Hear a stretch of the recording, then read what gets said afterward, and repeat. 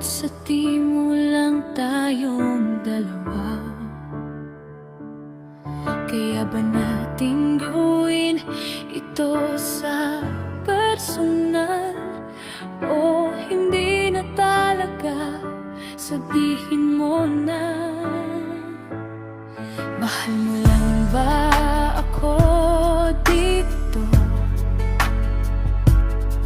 Umaasa akong magkikita tayo, pero parang malabo ang bukas. Kasi may pamilya kang iniingatan.